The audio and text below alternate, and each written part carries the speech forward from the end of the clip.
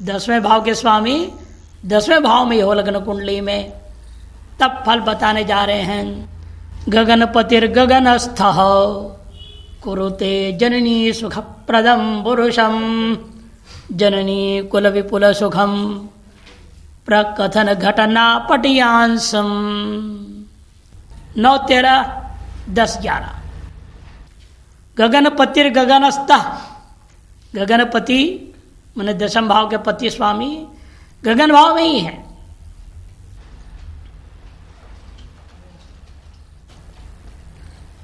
तब जननी सुख प्रदम पुरुषं कुरुते, वह ग्रह का जो स्थिति है वो क्या करेगा, उस पुरुष को जननी को सुख प्रदायक बना देता है, मां को सुख प्रदान करने वाला हो जाता है। जननी कुल विपुल सुखम, और मातृकुल जो मामा आदि से पर्याप्त सुख को सुखादि को प्राप्त करने वाला होता है। तथा प्रकथन घटना पटियांसम, वार्तालाप आदि में अत्यंत चतुर होता है, प्रत्युत्पन्न मति वाला होता है, प्रतिभाशाली होगा वो। किसी प्रकार से बातों में वाद विवाद हो उसे बातचीत करके निपटाने में समर्थ होता है। मानार्जितार्थ सहितो माता च रक्षिणी भवेत् सुखिनी दीर्घायुर मातृसुखी पुरुषो लाभ स्थिते अंबर पे। 8, 11, 7, 10। अंबर पे मैंने अंबर में 10वें भाव के स्वामी यदि लाभ स्थित है, लाभ भाव में बैठा है, लाभ भाव में बैठा है मान लो। मानार्जितार्थ सहित, वह कैसा होता है मनुष्य, सम्मान के साथ धन संग्रह करने वाला होगा। माता च रक्षिणी भवेत् सुखिनी, और माता से सुख को प्राप्त करने वाला होता है, और माता से सुरक्षित रहता है हमेशा। दीर्घायुर, दीर्घ जीवी भी होता है, वो दीर्घ जीवी भी रहेगा वह पुरुष हो। माता उसकी रक्षा करने वाली, तो सुख प्रदान करने वाला, उनके साथ साथ स्वयं भी माता को सुख देने वाला होता है, और स्वयं दीर्घायु भी होता है पुरुष। 10वें भाव के स्वामी 12वें भाव में हो, तब क्या लाभ होता है, क्या नुकसान बता रहे। मात्रोजितो निज बल शुभ कर्मा नृपति कर्मरत चेता व्योम पतौ व्यय संस्थे देशांतर्गत पाप खगे। यदि 10वें भाव का स्वामी 12वें भाव में बैठा है, मात्रा उज्जितो माने माता से परित्यक्त होगा, मां उसे त्याग देगी। निज बल हो, लेकिन स्वावलंबी होता है, अपने ही बल पर अपना भरण पोषण करने में समर्थ होता है। सदा शुभ कर्मों के करने के स्वभाव वाला, विशेषतः नृपति कर्म रत चेता, राजा के राजकीय कार्यों में निष्ठापूर्वक काम करने में संलग्न रहने वाला होता है। अब जब यम पतो वे समझते, लेकिन वह क्रूर ग्रह हो तो, 10वें भाव का स्वामी क्रूर ग्रह हो तो, और 12वें भाव में बैठा है तो देशांतर्गत पाप खगे, पाप के 10वें सिद्ध पाप ग्रह हो, वह सदा विदेश में जाके निवास करने वाला होगा। स्वदेश में आना चाहता है लेकिन आ नहीं पाता है, ये स्थिति वाला हो जाता है वो। अब 12 भावगत लाभेश के स्वामी का फल बता रहे हैं। लाभेश मैंने लाभ भाव का जो ईश स्वामी, उसका फल बता रहे हैं। अल्पायुर बल कलित शूरो दाता जनप्रिय सुभग लाभ पतो लग्न गते तृष्णा दोषान मृत्यु लभते। 8, 11, 8, 9। 8, 11, 8, 9। अल्पायुर बल कलिता, यदि लाभ पतो लग्न गते, लाभ भाव के स्वामी लग्न भाव में बैठा हुआ है, प्रथम भाव में बैठा हुआ है, तब 11वें भाव का तब क्या होता है, कहते वह जातक हमेशा अल्पायु वाला ही होगा, मध्यम आयु और पूर्ण आयु तक रहेगा नहीं, अल्पायु वाला होगा।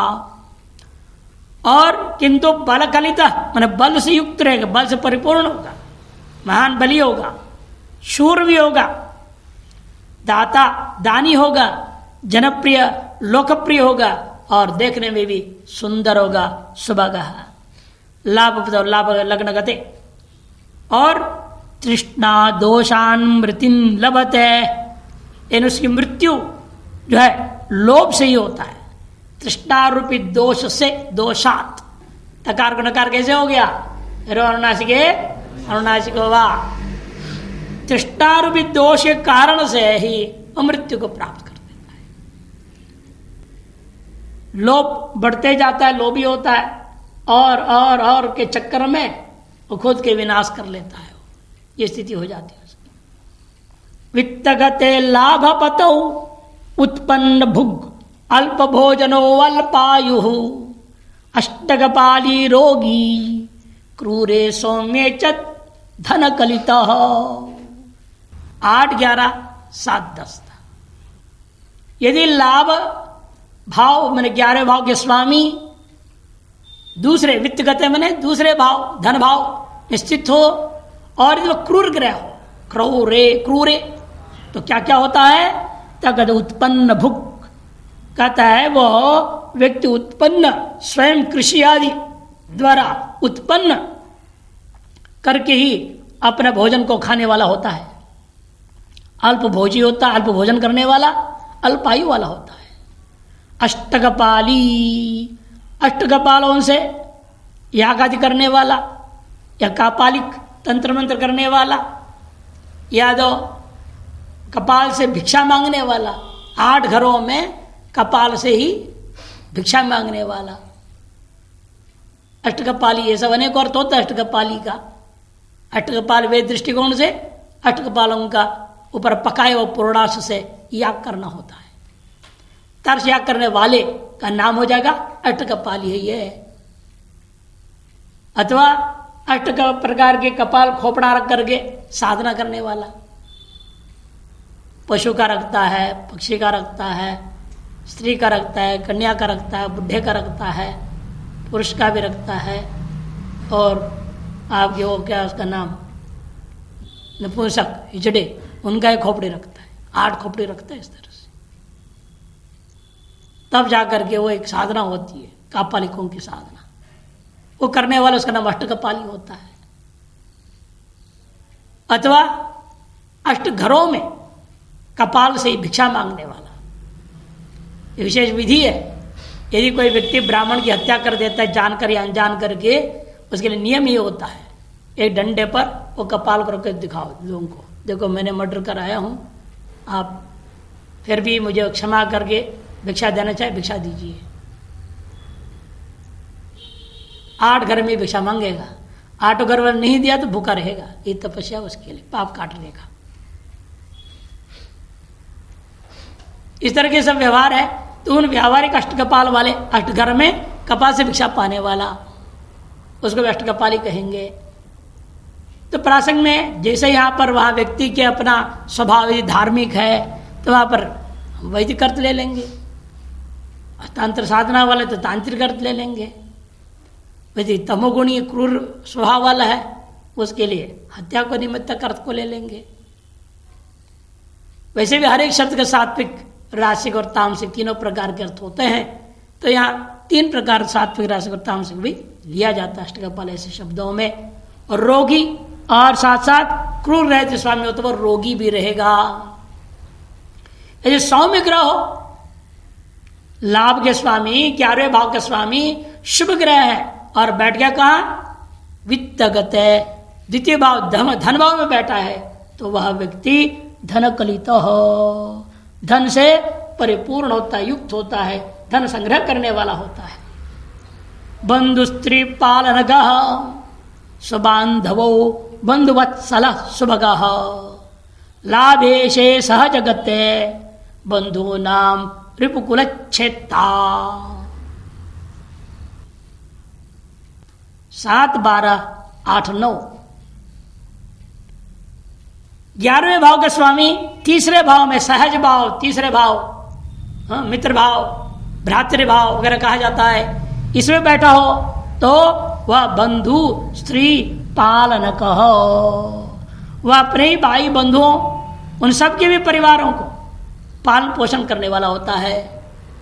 खुद के परिवार तो पालन करेगा, यानी अपने भाई और मित्रादियों का भी परिवार का पालन पोषण करने वाला होता है। सुबांधव अच्छे सदाचारी भाइयों वाला होता है। बंधुवत्सल बंधुओं का भी प्रेमी होता है। सुभगः सुंदर होता है। जब लाभे से सहजगत है। बंधु नाम रिपकुल छेत्ता, और खुद के शत्रुओं का ही नहीं बल्कि बंधुओं के भी शत्रुओं के कुल का भी नाश करने वाला हो जाता है। इतने अच्छे अच्छे इसमें फल बता दिया। और चौथे भाव में चला गया। यदि मान लो लाभेश 11वें भाव के स्वामी चौथे भाव में बैठा हो तो तुर्यस्ते लाभेशे दीर्घायु हो पितृभक्ति भाग भवती समयैक कर्म निरतः स्वधर्म निरतश्चल्ला भवान मनुजः। 9:9:9-13 तुर्यस्ते लाभेशे, यदि लाभेश तुर्य माने चौथे भाव में बैठा हो व्यक्ति दीर्घायु होगा। पितृभक्ति भाग भवती, पिता के विषय में तो विशेष तौर पर श्रद्धा भक्ति रखने वाला होता है। समयिक कर्म निरतः, एक समय में एक ही कार्य करने में लगा रहने वाला। एक साथ 2-3 काम बता दो घबरा जाए, कुछ भी नहीं कर पाए, ये ना वो सब बिगाड़ी देगा वो। एक बार बुद्धि उतनी होती है उसकी, एक बार में एक काम बता दो बढ़िया से करेगा। और 2-3 बात बता दे ये भी भूल जाएगा वो भी भूल जाए, सब भूल ही जाएगा। नहीं, शक्ति सामर्थ्य अलग अलग होता है, ग्रहों का प्रभाव है ये। समयिक कर्मरतः, एक समय में एक शब्द है ना उभयान्वयी, एक समय में एक ही कर्म में निरत रहने वाला। स्वधर्म निरतश्च, और अपने धर्म के पालन करने में तल्लीन रहता है। लाभवान मनुजः, ऐसा हुआ यह मनुष्य निश्चित रूपेण लाभ मने अपने कार्य में सफलता को प्राप्त करने वाला होता है। लाभपति पुत्रगतः पितृपुत्र स्नेहलम मितः कुरुते तुल्य गुणंच परस्पर मल्पायुर्जायते पुरुषः। 8:12-9-9 लाभ भाव के स्वामी 11वें भाव के स्वामी पुत्रगत ने पंचम भाव में पुत्र भाव में बैठा है, संतान भाव में सुत भाव में, तो वह पितृपुत्र स्नेहलम मितः कुरुते, वह ग्रह का प्रभाव ऐसा है कि पिता और पुत्र में परस्पर स्नेह को अत्यधिक बढ़ाने वाला होता है। तुल्य गुणंच परस्परम, और दोनों में समान गुण प्रदान करते, दोनों समान गुण वाले हो जाते हैं। किंतु इस योग में जातक अल्पायु जायते पुरुष, वह पुरुष अल्पायु हो जाएगा। षट्टगते लाभपतौ सुदीर्घ रोगी सुवैरिकलितश्च तस्कर हस्तान मृत्यु क्रूरे देशांतर्गतस्य। 8:12-7-9 लाभ भाव के स्वामी इस शत्रु भाव छठे भाव में बैठा है तो सुदीर्घ रोगी, वह जातक बहुत लंबे काल तक रोगी रहने वाला होगा। एवं सुवैरिकलितश्च, बड़े ठोस वैराग्यों शत्रुओं से युक्त होता है, वैरियों से युक्त होता है। और यदि लाभेश क्रूर हो तो कहना ही क्या, विदेशों में चला जाएगा तो वहां भी बच नहीं सकता, वहां चोरों के हाथों वह मारा जाएगा। क्रूरे देशांतर्गतस्यापि, देशांतर में गया हुआ भी, तस्कर हस्तान मृत्यु, तस्कर माने चोरों के हाथों से मारा जाएगा। सप्तमगे लाभेशे तेजस्वी शील संपदा पदवान दीर्घायुर्भवति नरस ततैक दयिता पतिर्नित्यम। 7-11-8-10 लाभेश 7वें भाव में है। लाभ का स्वामी कहाँ बैठा है? 7वें भाव में जाया भाव, वहां बैठा हो वह व्यक्ति अत्यंत तेजस्वी होगा। ऐसे ग्रह के प्रभाव से ऐसी स्थिति में जन्मा हुआ जो बच्चा महान तेजस्वी होगा।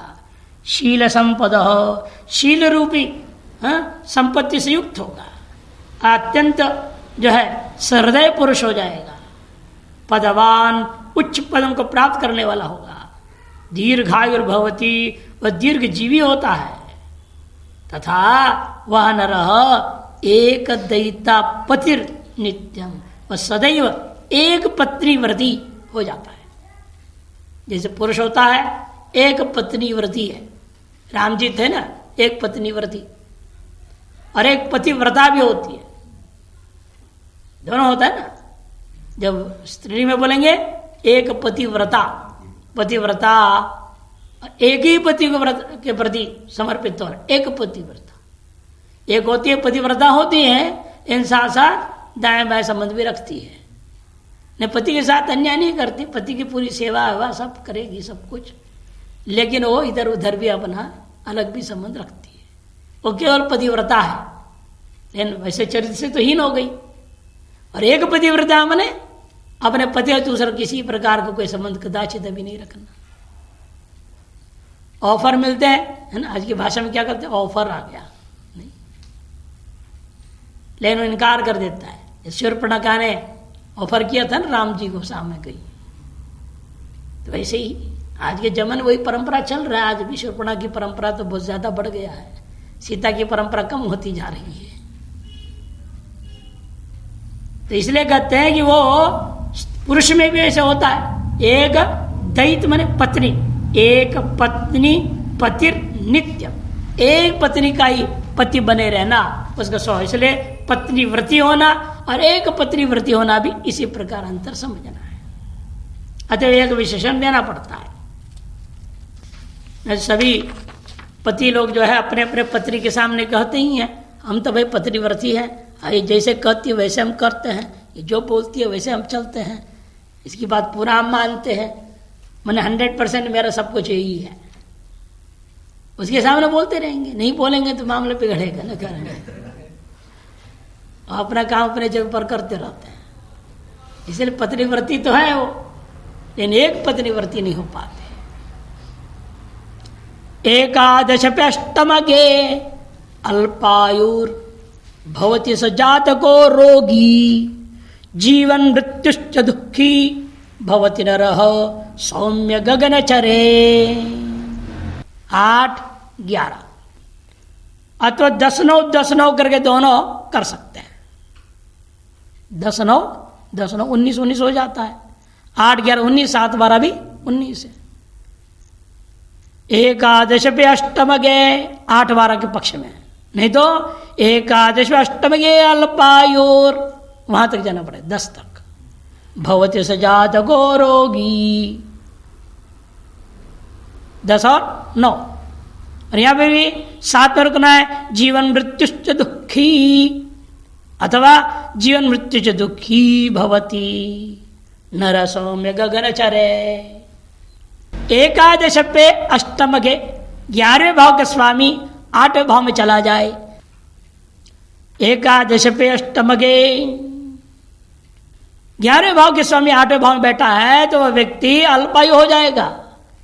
स जातको भवति अल्पायु रोगी च, अल्पायु भी होगा और वह रोगी भी हो जाएगा।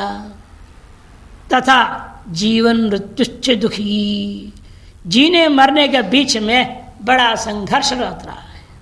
थोड़े दिन तक ठीक हुआ, फिर बीमार लगता है मरने जा रहा हूं, मरते फिर बच जाता है, जीता है मरता है, जीता है मरता है, ये चक्कर चलते रहता है उसका। और यदि लाभेश सौम्य हो गगनचरे, लाभेश यदि शुभ ग्रह हो तो वह व्यक्ति का स्वभाव सदा केवल दुखी रहना रहता है। दुखी भवती। एकादशेशे सुकृतालयस्ते बहुश्रुत शास्त्र विचार दक्ष धर्म प्रसिद्धो गुरुदेव भक्त क्रूरे च बंधु व्रतवर्जितश्च। 11, 11, 11, 11 इंद्र वज्रा छंद, समछंद है ये, इंद्र वज्रा नाम से 11, 11 अक्षर का है। एकादशेशे सुकृतालयस्थ। 11वें भाव का स्वामी कहाँ बैठा? नवम भाव में, सुकृत आलय में बैठ गया। सुकृत में धर्म, नवम भाव भाग्य भाव, उस आलय उस भाव में स्थित मैंने बैठा हुआ है, स्थित है। तो वह व्यक्ति बहुश्रुत, बहुश्रुत विद्वानों के विचारों को सुनने वाला, मानने वाला हो जाएगा। बहुतों को सुनने वाला बहुश्रुत है। अतः बहुत सुना हुआ, वेदादि अनेक शास्त्रों को सुना हुआ, वो भी बहुश्रुत कहा जाएगा।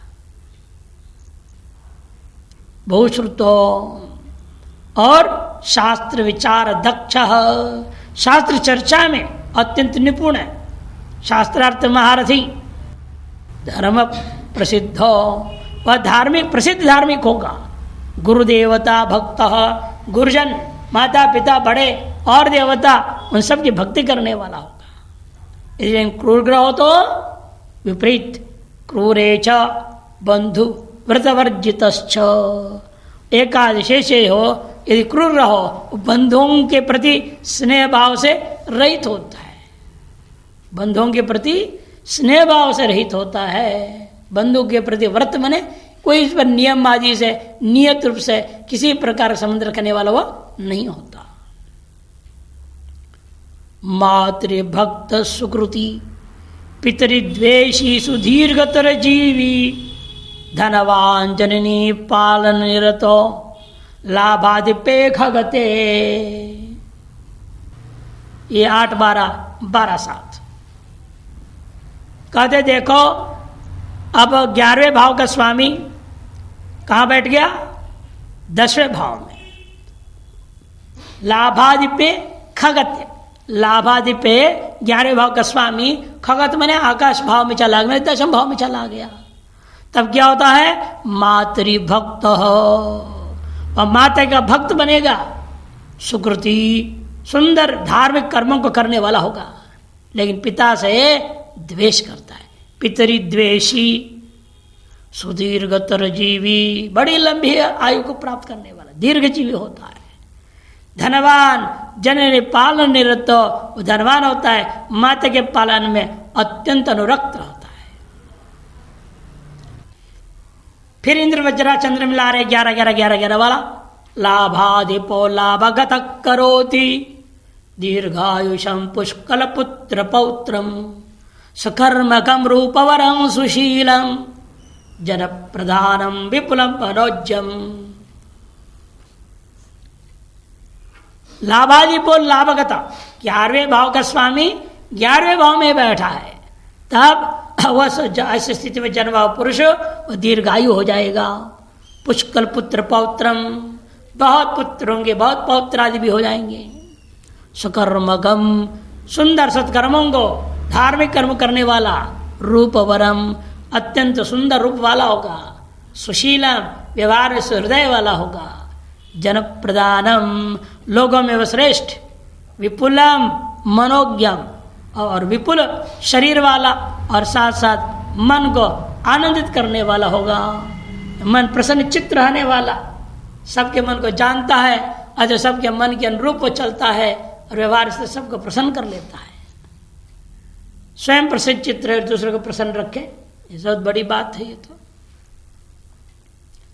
12 के लाभेश सूत्पन्न भुक् स्थिरो भवति रोगी, उत्पातरतो मानी धाता च सुखी सदा पुरुष। 7, 11, 7, 10। 12 के लाभेश, लाभ का भाव के स्वामी 12वें भाव में बैठ गया। सूत्पन्न भुक्, वह कैसा है? स्वयं के अंदर उत्पन्न अनाज आदि को खाने वाला है। कृषक होगा, सब्जियां स्वयं उगाएगा तब खाएगा, बाजार से खरीद के नहीं खाता वो अनाज या सब्जी, स्वयं उगा के खाने वाला। सूत्पन्न भुक् स्थिरो भवति, और स्थिर चित्त रखने वाला, किंतु रोगी। उत्पात रतो, और विन प्रकार उत्पाद करने में संलग्न रहता है। लोगों में लड़ाई झगड़ा पैदा करना, उठपटांग काम करना, उत्पात करना, तोड़ फोड़ करना, और कुछ नहीं मिला तो करेगा क्या आदमी? तोड़ता फोड़ करेगा ना, ताकत कहाँ डालेगा। अपने खोपड़ी फोड़ने वाले भी लोग हैं, गुस्सा में आ जाते हैं और सिर को जो है पटक लेते, धाड़ धाड़ धाड़, फिर कहते दर्द हो रहा, बाम लगाओ, आयोडेक्स बाम लगाओ।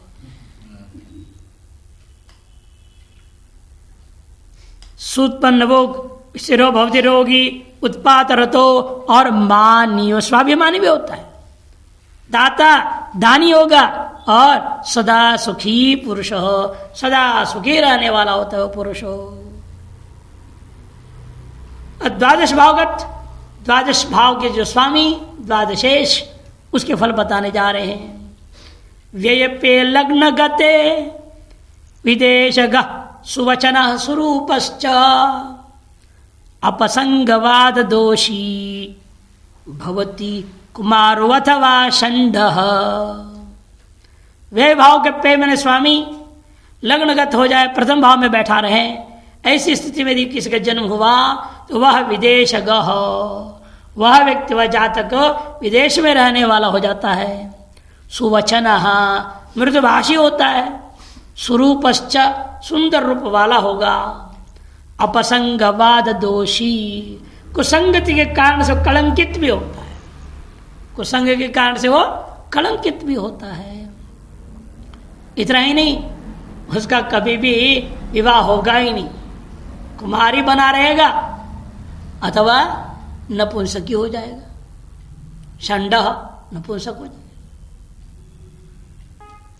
अविवाहित रहना अलग चीज है, लेकिन भोग सामर्थ्य नहीं, बात नहीं है, अतः भोगी भी रहता है, अतः आगे कह दिया अथवा नपुंसकी हो जाएगा, भोग करने के सामर्थ्य भी नहीं रह सकता, ऐसा भी हो सकता है। यदि 12वें भाव का स्वामी प्रथम भाव में हो तो 7, 12, 8, 10। द्वादश पे वित्तगते कृपण कटुवाग विनष्टल्लाभलय सौम्ये तो निधनं गच्छति नृपतस्करवन्नितो अभिभयम्। 11, 10, 9, 11। द्वादश पे वित्तगते, यदि 12वें भाव का स्वामी धन भाव में चला जाए वो क्या हो जाएगा, वह कृपण हो जाएगा। वो क्या होगा, कृपण होगा, महान कंजूस बनेगा। और कटुवा कटुभाषी होता है, नष्ट लाभ लय, नष्ट धन का भी वो लाभ प्राप्त करने वाला हो जाता है, नष्ट लाभ को भी प्राप्त कर लेने वाला होगा। और यदि सौम्य तु, यदि वह व्ययेश 12वें भाव का स्वामी शुभ ग्रह है और बैठा है कहाँ, दूसरे भाव में, तब तो वो क्या हो जाता है, निधनं गच्छति, वह मृत्यु को प्राप्त कर जाएगा। किससे मृत्यु को प्राप्त करता है वो, नृप तस्कर वन्नितो अभिभया, राजा चोर या अग्नि से हानि एवं मृत्यु को प्राप्त कर लाता है, इसलिए इनके नाम से भयभीत रहता है हमेशा। सहज गते द्वादश पे क्रूरे गत बांधव शुभे च धनी तनु सोदर सुकृपणे बंधुषु दूरे सदा वसती। 11, 10, 9, 10। सहज गते द्वादश पे क्रूरे, द्वादश भाव के स्वामी सहज भाव मैंने 12वें भाव के स्वामी तृतीय भाव में बैठा हुआ है, और स्वामी कैसा है वो, क्रूर ग्रह है। तो गत बांधव, गत बांधव उसके सारे बंधु बांधव सब उससे दूर हो जाते हैं, अलग रह जाते हैं। शुभेच, शुभ ग्रह हो तो धनी होगा वो, ये शुभ ग्रह हो तो वह धनी होता है।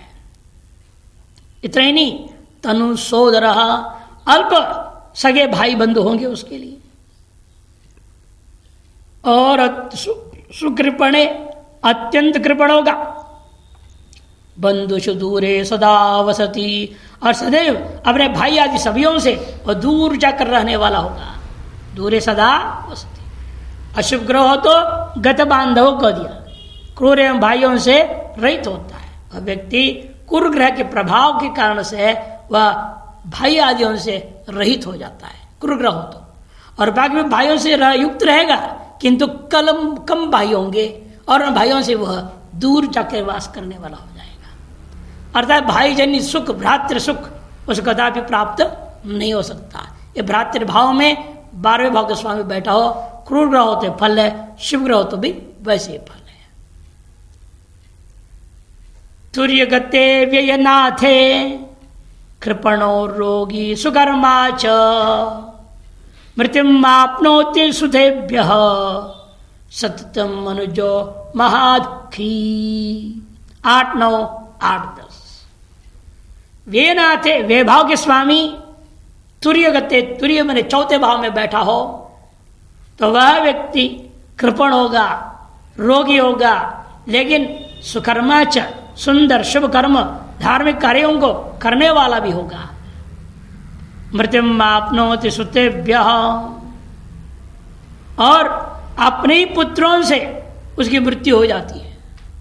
सब पुत्र मिलके ही षड्यंत्र के पिता को खत्म कर डालते हैं, पुत्रों से मृत्यु प्राप्ति। और साथ साथ सततम मनुजो महादुखी भवति, निरंतर महान दुख से भोगने वाला भी होता है। जिंदा रहेगा तो महान दुखों को भोगता है, मरेगा तो अपने बच्चों के हाथ से मरता है। ये विचित्र है इसकी चौथे भाव का। ये द्वादश भाव के स्वामी चौथे भाव में होते वक्त जन्म हो तो द्वादश पतौ सुतस्थे क्रूरे सुत विवर्जितः शुभे ससुतः जनक कमला विलासी समर्थता विरहिता पुरुषः। 10, 11, 9, 11 द्वादश पतौ सुतस्ते, द्वादश भाव के स्वामी पंचम भाव में बैठा है और वह स्वामी कैसा है? क्रूर हो तो क्रूर हो तो सुत विवर्जित, असंतान रहित होगा। और यदि शुभ ग्रह हो, द्वादश भाव के स्वामी पंचम में बैठा है तो ससुता हो, संतान युक्त हो जाएगा। जनक कमला, जनक माने पिता, उसकी जो कमला लक्ष्मी धन माने पैतृक संपत्ति को भोगने वाला होता है, विलासी भोगने वाला होता है। समर्थता विरहिता पुरुष, और सामर्थ्य से रहित पुरुष होता है। ऐसे वो कुछ भी बोलो, ये कर लो वो करो, कुछ भी करने में अपने आप को असमर्थ ही समझता है, सामर्थ्यविहीन मानता है। क्या करूंगा, कैसे करूंगा, कैसे होगा, क्या होगा, अरे मेरे से कैसे हो सकता है, ऐसे ऐसे तर्क झूठे बोलते रहेगा, करेगा ही नहीं। इस प्रकार के महालसी कोटि में एक तरह से वो पहुंच जाएगा।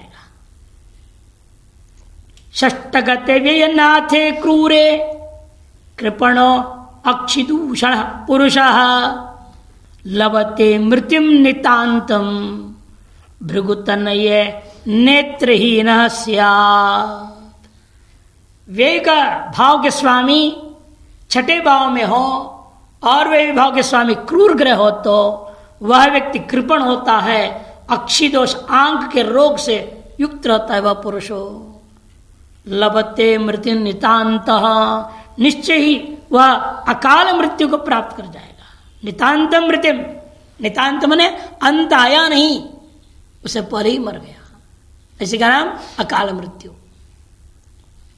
और यदि भूततनय भृगुतनय, यदि द्वादश भाव के स्वामी कौन है? भृगुतनय शुक्र, और बैठा कहाँ? छठे भाव में, तब तो वह व्यक्ति निश्चित रूपेण नेत्रहीन स्यात्, वह जन्मांध हो जाएगा, जन्मत ही अंधा हो जाएगा। एक किसी पुण्य विशेष से अब जन्म काल में अंधा नहीं है, उत्तर काल में अंधा हो ही जाएगा, नेत्रहीन हो जाएगा।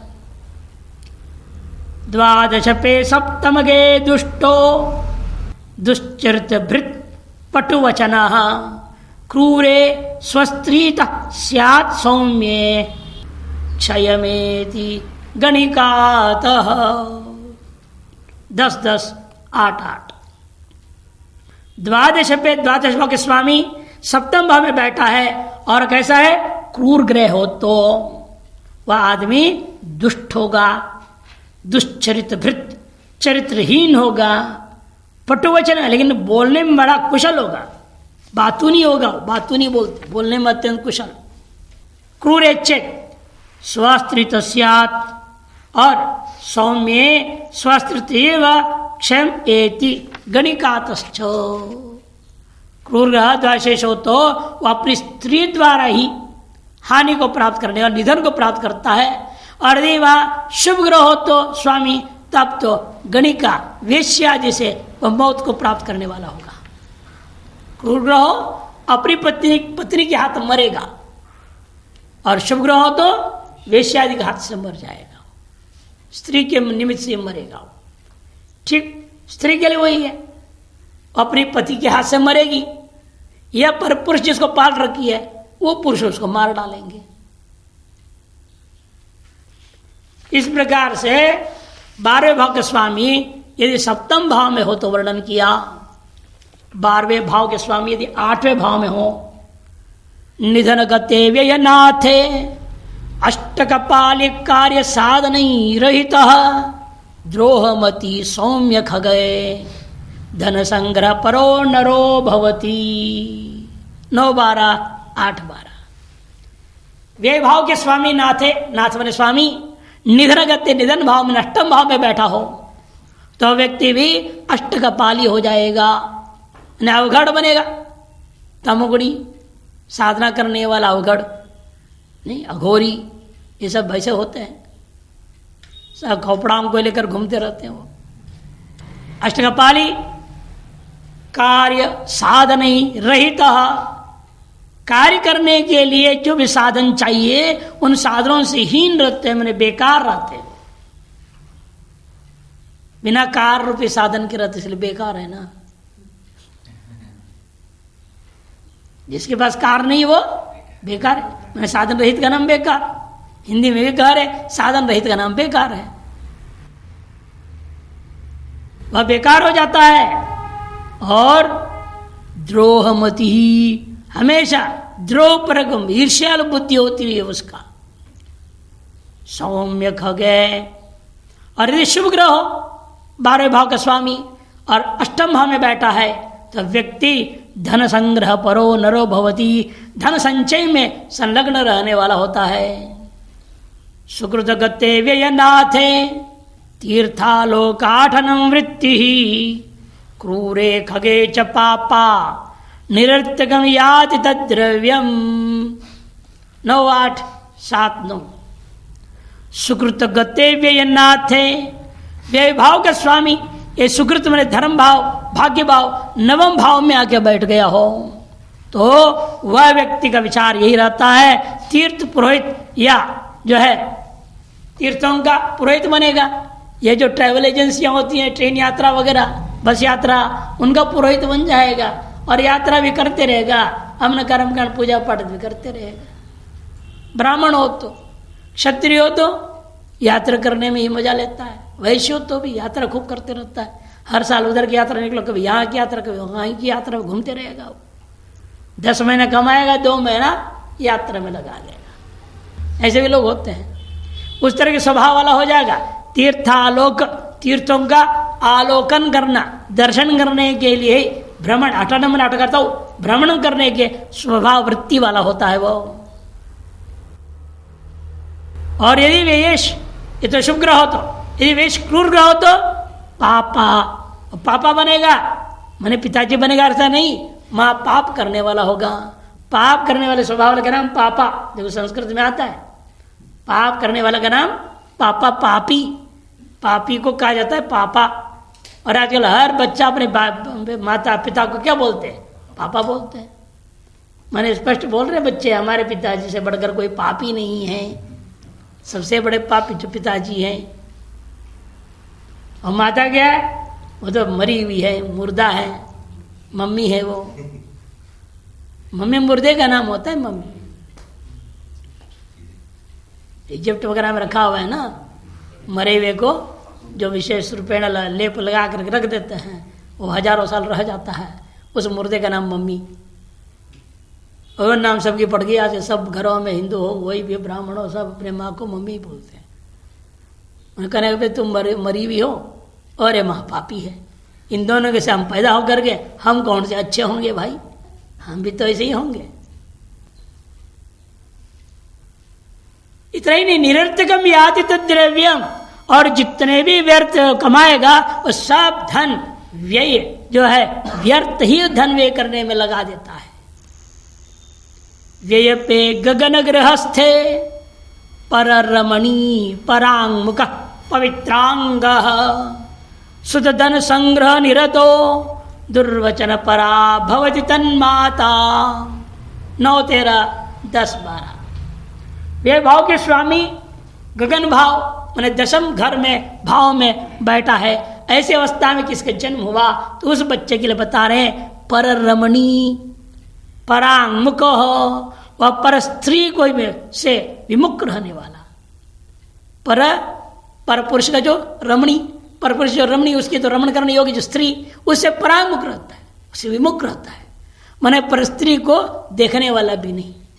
अच्छा है ये, पर स्त्री से विमुख रहने वाला पवित्रांग, पवित्र अंगों वाला होता है।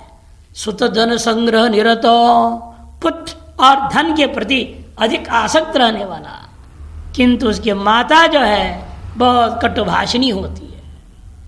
उसकी माँ से कोई बात करे बड़ा मुश्किल होता है, बहुत कटुभाषिणी होती है। 12 पे लाभस्थे द्रविण पतिर्दीर्घ जीवितो भवति स्थान प्रवरो दाता विख्यात सत्यवचन परः। 7, 13, 7, 10।